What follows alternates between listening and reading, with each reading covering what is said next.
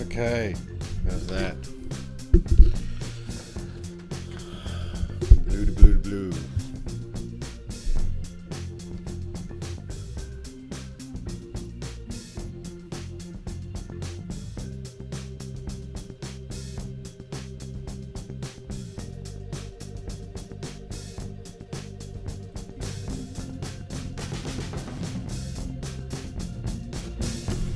Okay. Blue to blue to blue.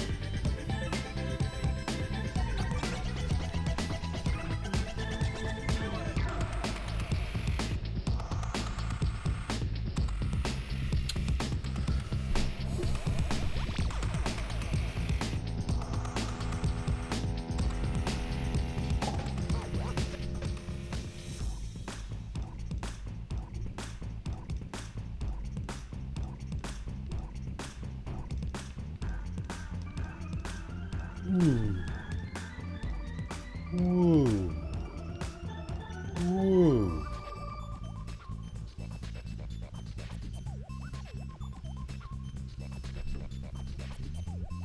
I can do this one too.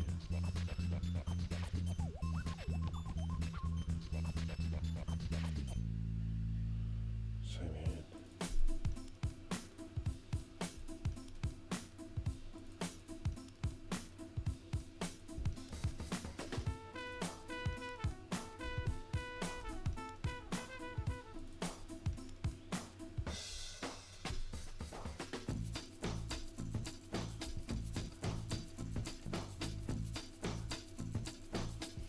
Hi y'all. Here we go. As is often the case, in a mad week,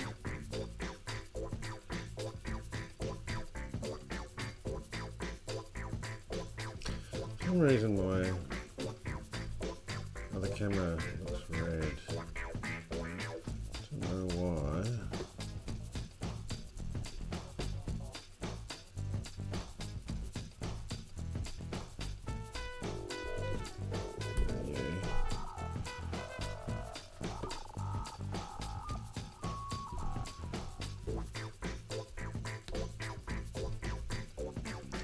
Right, had enough of that. Get rid of it. This is fine line. I need background music, and you're probably sick of hearing that playlist. I mean, you know, because I am broadcasting, streaming,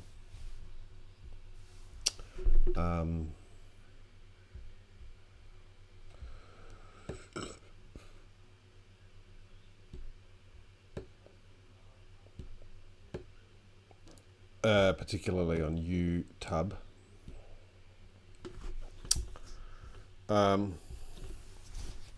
You know, constantly got to worry about copyright and music. So, you know, you go to the YouTube, they've got an audio library on YouTube. It's quite interesting. It's got some coolish stuff in it. But it's a bit generic and not very diverse.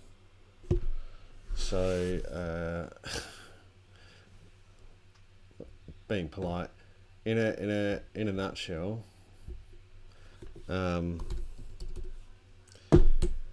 you get what you pay for. It's free, and I'd love to do other stuff, but you know I've even paid for music licenses. Done the copyright, done the right thing. YouTube still gives me notices. Does that happen to you? They still say you've breached copyright. I don't get it. I don't understand it at all. It's very difficult to make theatre, or to make theatre really, anything that goes online. I mean, on the one hand, yeah, isn't it awesome, all original content? Yes. Certainly. On the other hand, we live in a world surrounded by things, and we want to express ourselves using those things and contesting the meaning of those things, and we're not allowed to show those things or use those things because people have said, no, this is the way this thing must always be looked at, and you must never look at it another way. Maybe we need to do a piece on copyright. Might be interesting. Anyway, so here we are this week. This week we've been mostly talking about. So this week, there we are.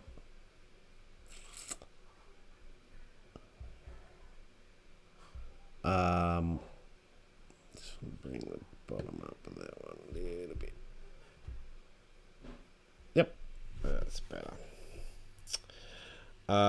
So this week's been a bit crazy with home and hearth, which has got in the way, despite the fact that I have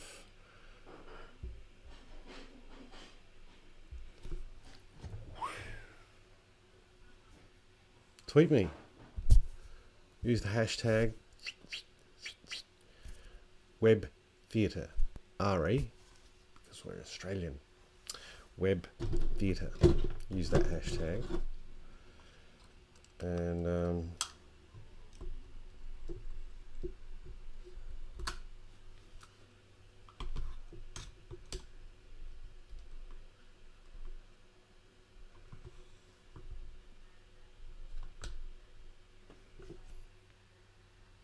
yeah, use that hashtag and you can tweet me and we can talk about web theatre. So anyway, it's been a pretty cool week actually. I've put together a couple of pitches for a couple of companies to actually do stuff, or one particular to do stuff with web theatre.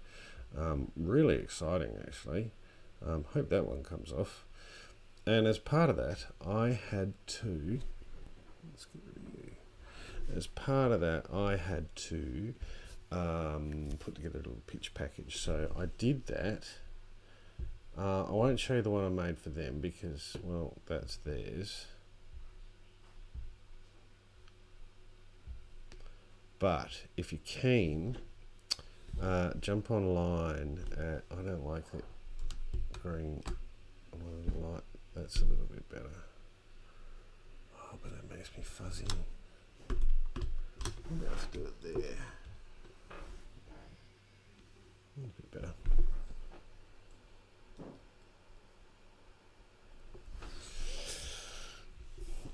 Yeah, so I made a little pitch one for myself. Do you want to have a look? I like it. It's fun. It's fun.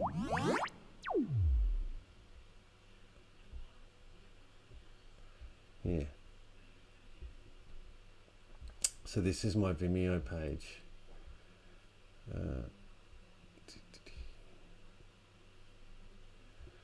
Come to my Vimeo page and watch all the videos.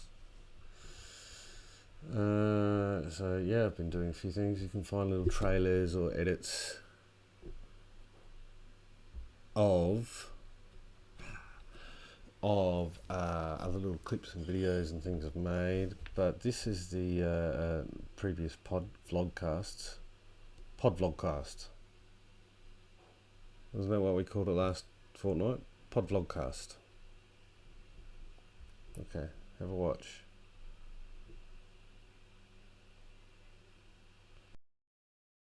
And here we go.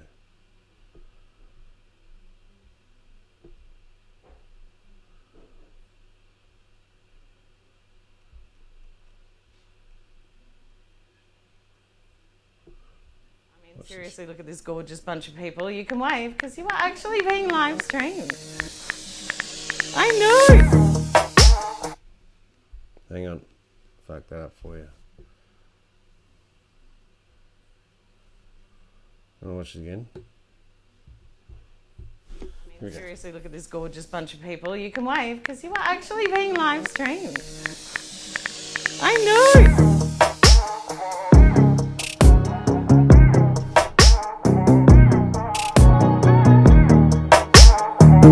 I love the platform that people can tune in. I love the concept.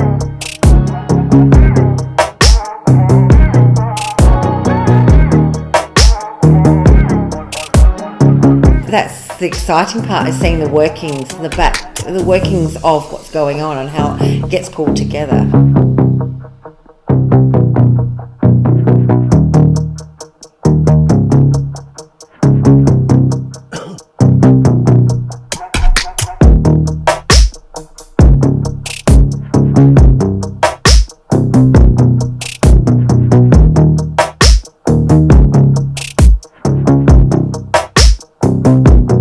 Are you right?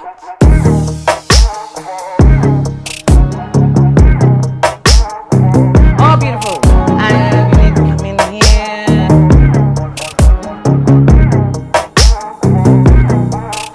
You can keep tweeting. Yes, do it. Please tweet me. Hashtag no tweet. Please, it should be fine. It's all good. Thank you so much for your suggestion, guys.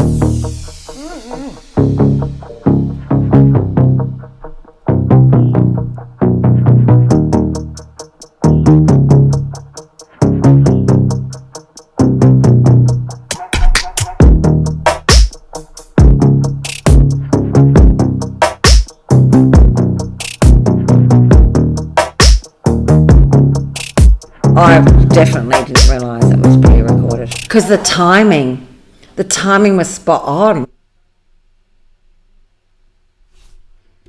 So, there you go. If you want to watch that again, or if you would like to share it with other people, feel free to go to my Vimeo page. That is vimeo.com/Michael Allen Productions.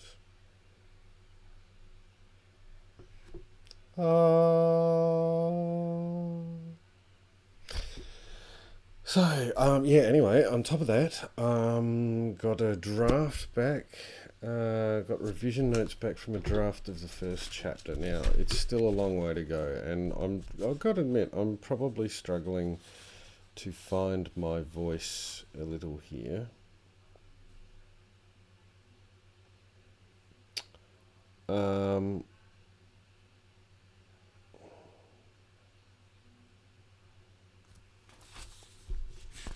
Struggling to find a way to synthesize everything that needs to go in. You need to cover so much ground, but I can't spend too much time covering too much ground because I've got to get to the nuts and bolts of it. What are the nuts and bolts of it? What I'm trying to say. And I had a good chat with my supervisor yesterday, and he was talking about, I've mentioned it on here a few times, the idea that the fourth wall is gone, and I've written about that in my LinkedIn page too. You can check out my LinkedIn page. I have shop fronts everywhere. I have social media shop fronts everywhere. Yeah, if you go to my social media webpage, I can stay awake. If you go to my LinkedIn webpage, you can check out some of the articles I've written, particularly this one, Fourth Wall is Vanishing. And it's that wall, that fourth wall aspect, that is probably the biggest shift for the way anthropology and performers are going to think about things, because it speaks to the culmination of a theatre making process, in that there are different ways that people have thought about that. Turner thought about it in terms of liminal stages. He thought about it in terms of rehearsal.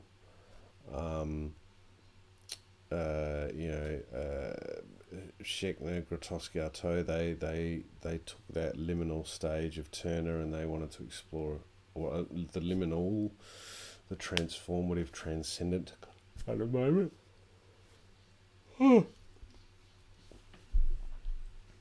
But the thing about conventional theatre making really is that it is process driven, so there is a line of sort of process authority, and there are different ones that interact. So you might start with just the line from the author. So the author writes the play or the script. You're down here. Excuse me. The author writes the play or the script. It gets given to a director. It gets given to a director in a particular company. That company lives in the context of a social environment. So there are sort of contextual elements that apply to each step along that process, but ultimately that process will lead to a performance outcome, an opening night. And that performance outcome and that opening night is buttressed from real audience engagement and participation because of this fourth wall, this imaginary line that we don't cross. And that imaginary line invokes all these places and spaces and uses of space and power, where you can sit, who's allowed to stand, and all that sort of stuff. What Web 2 does for a lot of other human expressions is it democratizes the space. So it allows the user at the other end to have agency and communicate and manipulate and find slip structures and those lines of authority that came from a process before. And so that's very different, because no longer is there, you can do fourth wall stuff. I can imagine the fourth wall is there and that I'm talking to someone off stage and you're not actually there. But that is alienating, and that's not what Web engagement is about. Web engagement is about the ability to be a contributing component to that universe that you're living in. So, because that fourth wall is that sort of last buttress point, is that last element of that communication process. Now, okay, sure, then there's audience responses, there's reviews, there's critique of work, and so on and so forth, that will obviously inform a playwright or an actor or a director or a company. And so there is some representation of, or some way of thinking about it in terms of folding back in on itself.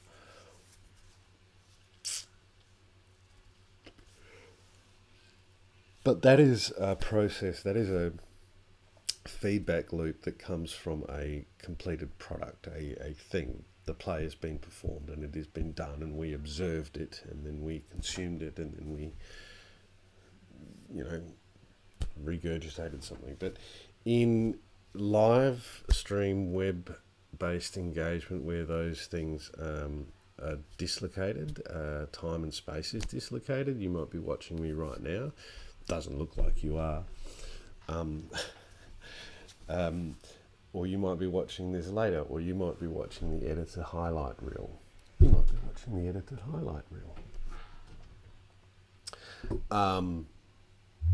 Later, and so you are engaged, and you could write a comment.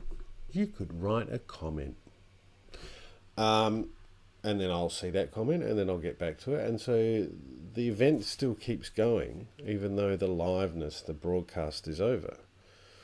The event still has communication in. I mean, you still can contribute to it. So it's that fourth wall vanishing that is the key point. And it is that he explained that it was, my supervisor was going through it, how that is that kind of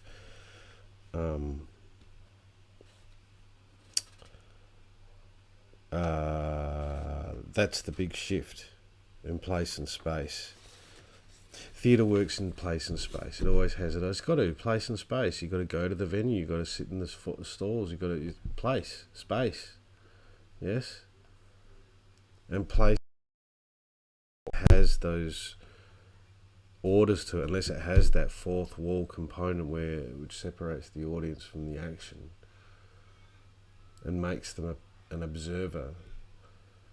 Then if you didn't have that there, and there was and the audience could then it wouldn't be a performance, because it would just be activity. Yeah. So in a democratized space, being online, it is kind of just an activity. So where is that boundary? How do we make that boundary? Now I'm suggesting that we make that boundary, and we re-articulate what those boundaries are, that we maintain. We have to have some control over narrative, otherwise, like I said, it just becomes a free-for-all. So we have to have some control over the narrative.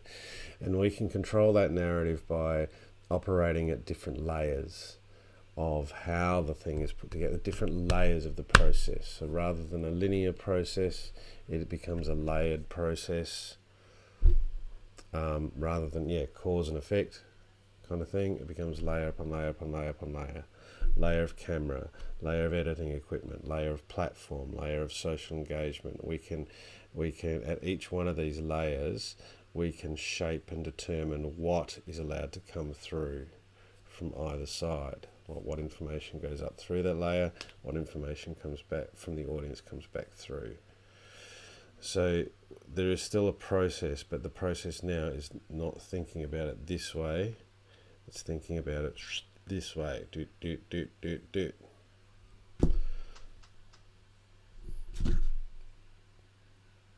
Now I've just got to write that succinctly in 40,000 words.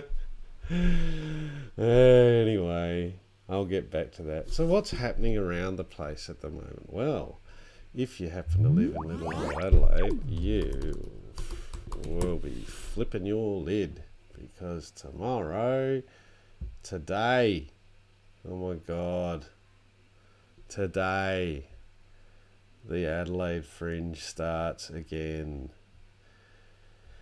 and the cycle goes on again. Now, I got to find an article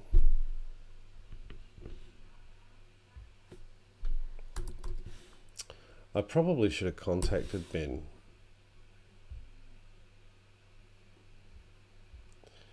Ben Brucker.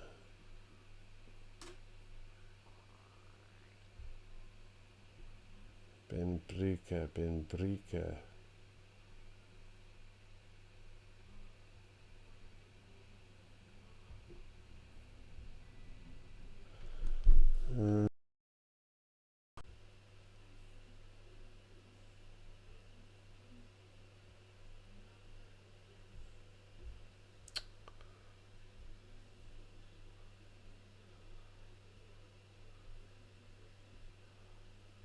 Well, I saved it from the other day. Is it gone? Let's see if I can find him. Good friend of mine, Mr. Ben Brooker, who is a writer and handsome man about town. There you go, Ben. I've said it on live broadcast. Posted this story, which is an article that he's written about independent theatre and particularly the Rumpus Project, working down at Bowden. But he makes an interesting comment here.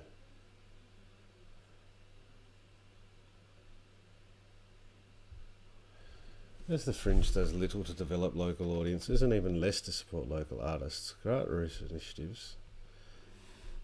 Really? He said it. There you go. Can we admit it?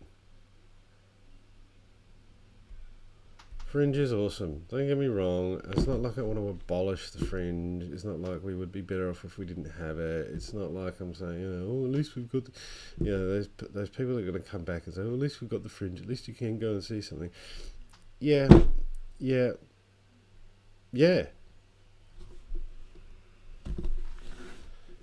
Big whoop. That doesn't mean we can stop.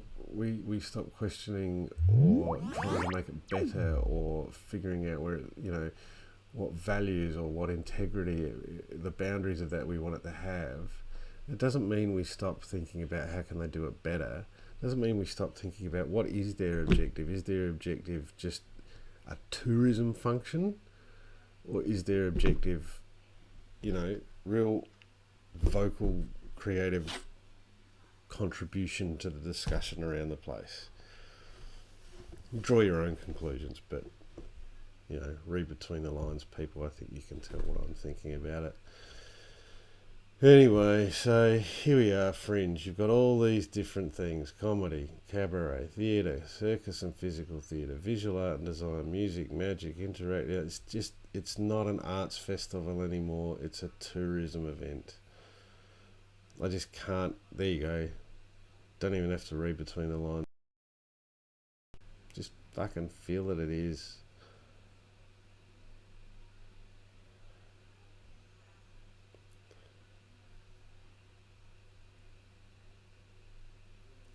The Fringe washes their hands of it. They just go, oh, well, we're just a facilitator for artists to come and do what they want. You're a tourism facilitation, not an arts facilitation. That's the fundamental difference. If you were arts facilitating, you would be more engaged with curating, conceiving and running an event that was stimulating, emotionally charged. It was culturally important. It was philosophically complex. Yes, you can entertain. Yeah, it's not.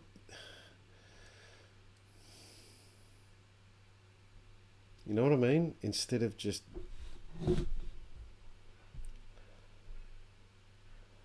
Last time I did the Fringe was 2016.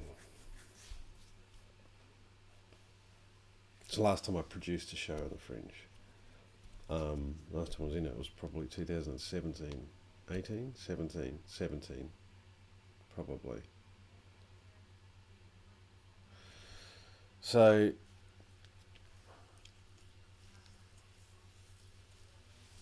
long story. Don't want to go into it. Boring. What else is on around Adelaide? Fuck all, really. That'll probably be about it. Adelaide Festival. Let's look up Adelaide Festival. Adelaide Festival.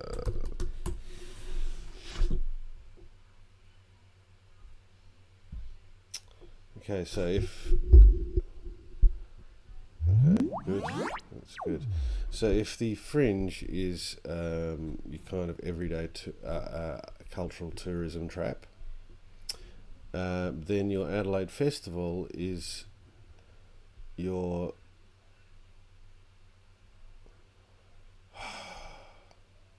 well, same thing really, just deeper pockets. No, okay, there is good stuff, there is challenging stuff. That's not to say that, you know. Am I sounding cynical? Right,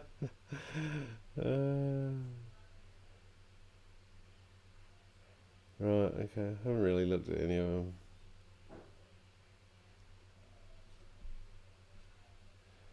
Slam and performance poetry.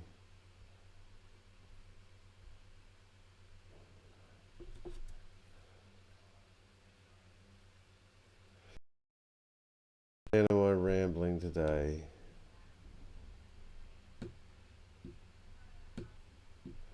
Looks like some good stuff.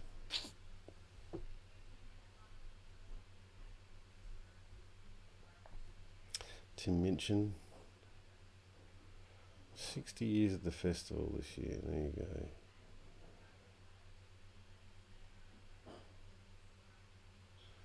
What's this one?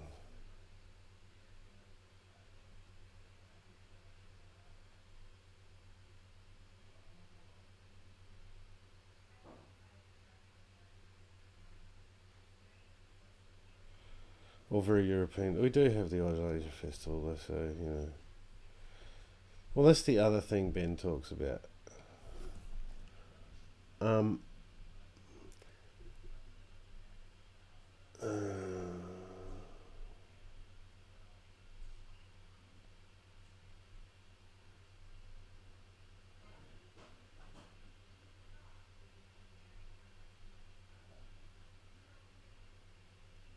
The damp squib that was last year's Arts and Culture Plan. Very funny.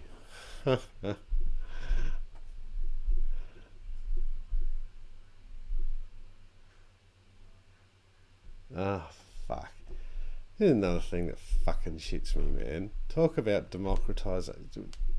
We talk about, okay, look, we're all trying to make money. We're all trying to make a living, aren't we? Yeah, sure.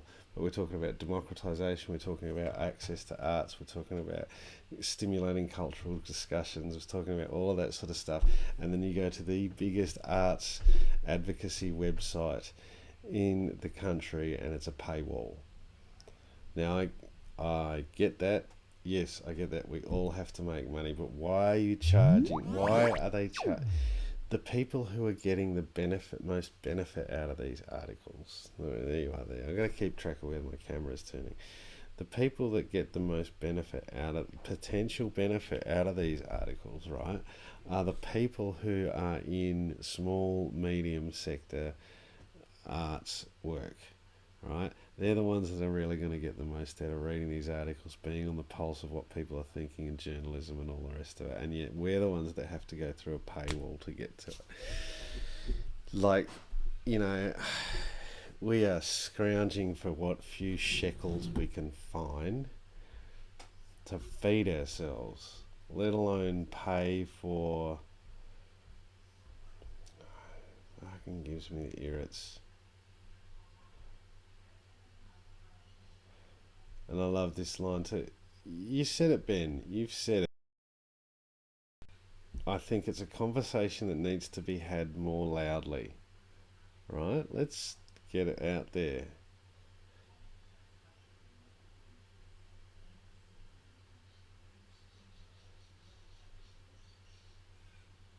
Oh, where is it? I don't want to read the whole thing, but I've got to find this phrase that you said.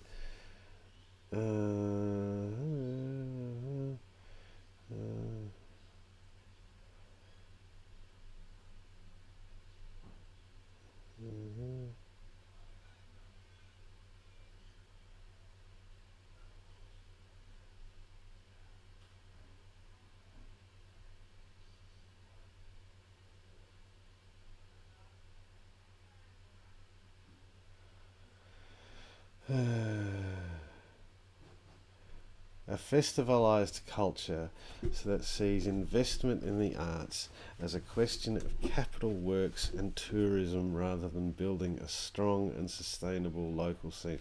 Now, I would say that the Arts Hub page does something similar. Brain drain.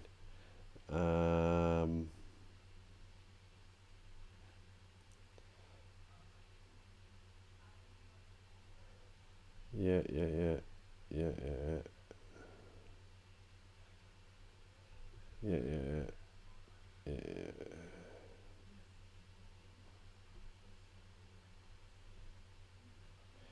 And this one, Ben, if you are listening, here is an invite to join me online and let's have a discussion, because I really want to unpick some of these big comments. This one. While watching these play, I'll highlight it for our audiences at home.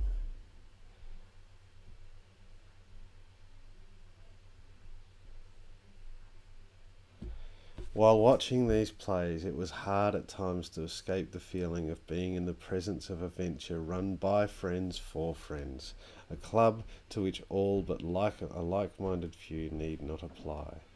But this city often feels like that. There you go. Ben, come online. This is my invitation to you. Come online and let's talk about this. Sounds like my coffee's ready. So, there you have it, people. There's my invitation to you, Ben. Come and join me. Dial in and let's have a bit of a chat. Love to have a chat. I think it's time we have listening to me, aren't you? Zero viewer. Oh my God. Alright, love you and leave you. Been fun. Catch you next time. Oh, and don't forget, check out the vid. Oh, bugger that one. Check out the vid. Check out the vid. Check it out. Check it out. Check out the vid.